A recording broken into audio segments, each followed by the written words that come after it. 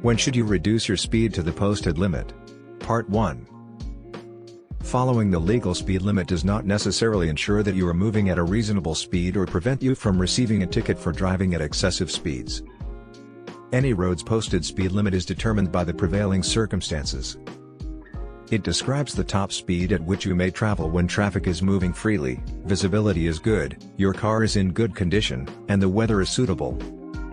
Driving conditions frequently fall short of this ideal. You must drive more slowly if any bad road conditions raise the risk of an accident occurring or the potential severity of one. Typically, it is the sole responsibility of every single driver to reduce their speed to an acceptable level below the posted limit. Although electronic variable speed limit signs might be put on some roads when conditions are quite unpredictable, it may still be wise to drive more slowly than the electronic speed limit sign suggests in these circumstances. You will always have some degree of responsibility for selecting a safe speed. Keep in mind that during a very short distance, driving conditions can change multiple times. Always be aware of the present traffic and road conditions, and reduce your speed as needed to maintain safety. A lot of traffic. When navigating through congested traffic, all drivers are required to slow down below the posted speed limit.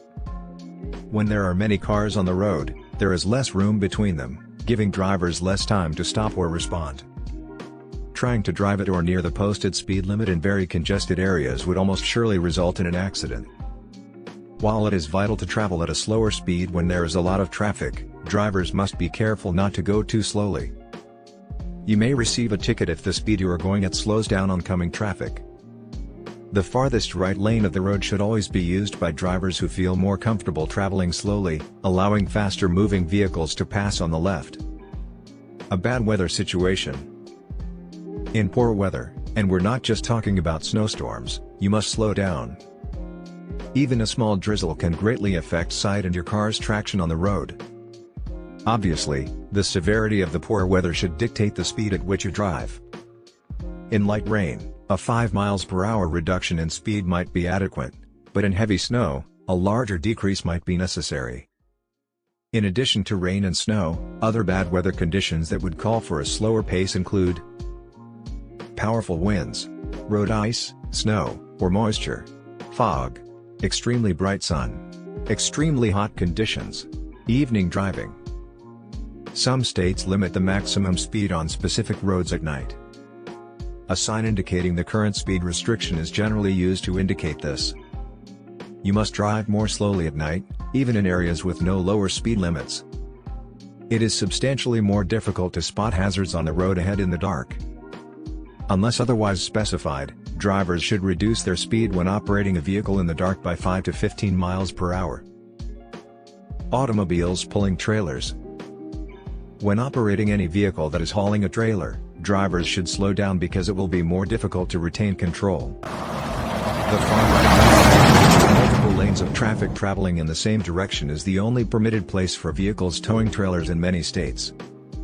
On highways and other fast roads, such vehicles may also be subject to a 55 miles per hour or lower speed limit. For details about this situation in your area, consult your driver's manual. Zones around schools and youngsters. When traveling through a school zone or any other place where kids are likely to be present, you must slow down.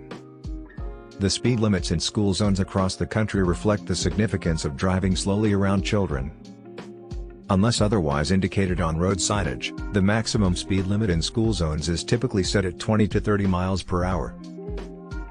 In some states, there are conditions or times of day when school zone speed limits are in effect. Even if lower school zone speed limits are not currently in effect, drivers must always drive as slowly as possible around schools, parks, play areas, residential streets, and any other area where kids may be present.